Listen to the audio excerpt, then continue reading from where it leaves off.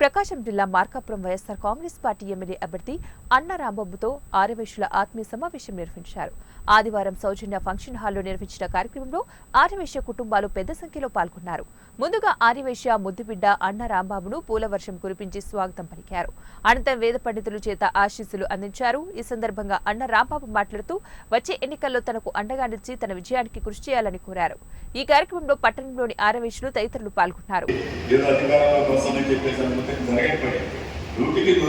వైఎస్ఆర్ కాంగ్రెస్ పార్టీని రెండో పర్యాయం జగన్మోహన్ రెడ్డి గారు ముఖ్యమంత్రి కాబోతున్నారని గుర్తించారు. మీలో ఒకటిగా మీరందరూ కూడా అన్నారాంబాబు గురించి గమనించాల్సిన విషయాలు.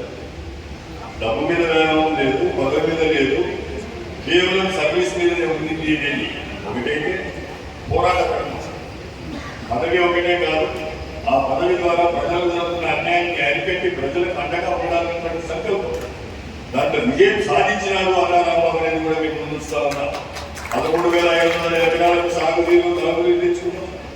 80 కిలోమీటర్లు తిరిగిపోవాల్సినటువంటి రోడ్లు కేవలం 16 కిలోమీటర్ల డిస్టెన్స్ లో తెచ్చి మంజూరు చేయించి ఫారెస్ట్ క్లియరెన్స్ తోటి వర్కులు మొదలు పెట్టించినాం.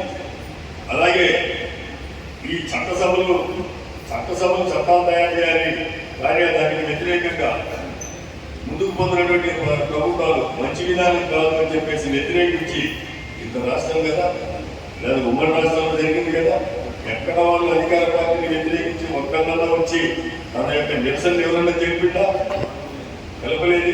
ఒక అన్నారాంబాబు తెలిపినాడే ఎన్ని గమనించండి. ఈలో ఒకరిగా కేవలం కుల ప్రాతిపదికనే కాదు, ఈ సమాజంలో ఎవరు ఎట్లా ఉన్నారనేది గమనించాలి. మిగిలిన సమాజం కూడా నా స్వార్థం ఏం లేదు.